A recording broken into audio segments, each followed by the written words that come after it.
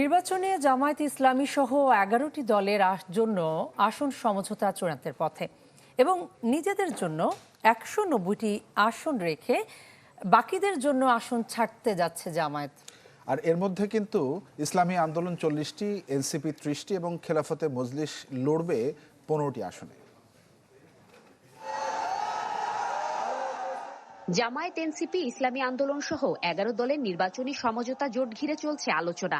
আছে নানা প্রশ্ন, কোন দল কত আসনে লড়ছে, কি প্রক্রিয়ায় এগুবে এই জোট, সেই আলোচনাও আছে রাজনীতির মাঠে।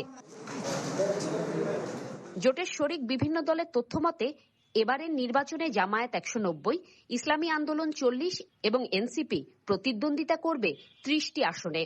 এছাড়া Bangladesh Khelafat Majlis 15টি, Khelafat Majlis 7টি, LDP 7, AB party 3টি, বিডিপি 2 এবং জাকপা 1টি আসনের সমঝোতা প্রায় চূড়ান্ত।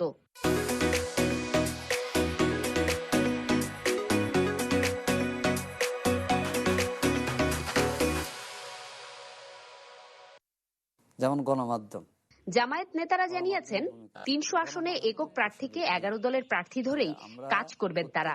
দলের মনোনয়ন বঞ্চিতদের মানিয়ে নেওয়া চ্যালেঞ্জ উল্লেখ করে জানান, বৃহত্তর স্বার্থে তৈরি জোটের জন্য এই সংকট কাটিয়ে উঠতে পারবে দলটি।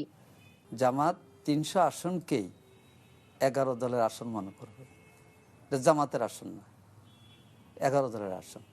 আবার এনসিবি 30টা এনসিবির দলগত আসন, তারাও বাকি 270টা যোগ করে 300। এইভাবে আমরা কাজ করলে আমাদের সামষ্টিক জনশক্তির মধ্যে চেতনাটা বাড়বে।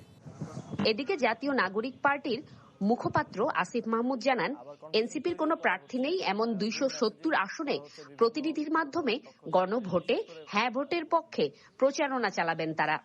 মানুষকে গণভোটটা বোঝানো, সংস্কারটা বোঝানো, কেন এটা প্রয়োজন সেটা বোঝানো এবং গণভোটে হ্যাঁ ভোট দেওয়ার জন্য কেন্দ্র পর্যন্ত নিয়ে আসার জন্য আমাদের প্রার্থীরা, গণভোটের প্রার্থীরা 270 আসনে কাজ করবে। ফলে 300 আসনে আমাদের রাজনৈতিক এবং নির্বাচনী কর্মসূচি থাকছে। দেশের জনগণ ও জাতীয় বৃহত্তর স্বার্থে এই আসন সমঝোতা মেনেই নির্বাচনে লড়বে এনসিপি। আশাবাদ জানান ভোটে জিতে সরকার গঠনের। জুমাতুল বিদা, চ্যানেল 24, ঢাকা।